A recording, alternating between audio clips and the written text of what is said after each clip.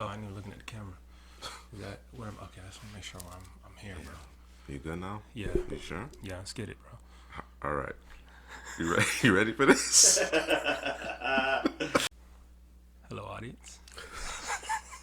We talk about the head-scratching moves coming out of Houston.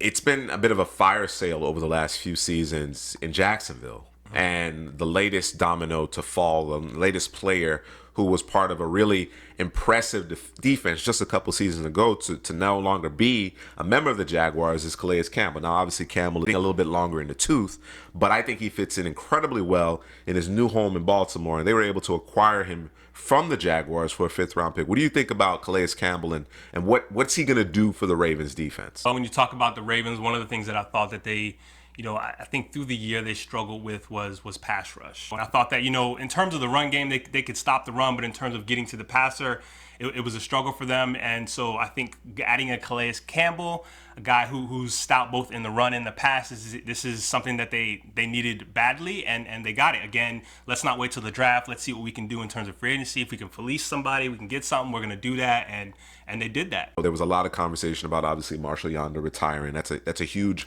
blow to your offensive line. Mm-hmm. This team is built from the inside out. I imagine that they will continue to address the offensive line, but they've certainly doubled down their efforts in terms of getting a push with just their down line. I think the second-level defenders, the edge rushers, have to step up. They bring back Matt Judon, but they also signed Michael Brockers as well. So they're going to be really stout once again up front, but they've added a little bit more juice in terms of their pass rush.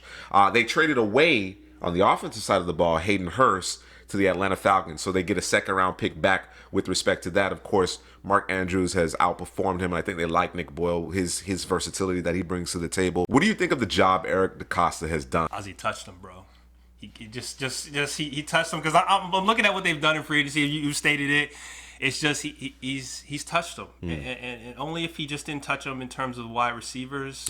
Anything else? Everything else is good. He's just. I mean, there's these GMs that you can appreciate, that you can understand what they're doing. They understand the cornerstones. They understand the building blocks, how to build a team, and I mean they've done a masterful job. Hey, the Falcons, you need a tight end. We got plenty over here. We got more than anybody has in the league, and so we're gonna go ahead and we're gonna pickpocket you and take this pickup out you, and we're gonna hand you this tight end that we don't actually need nor use.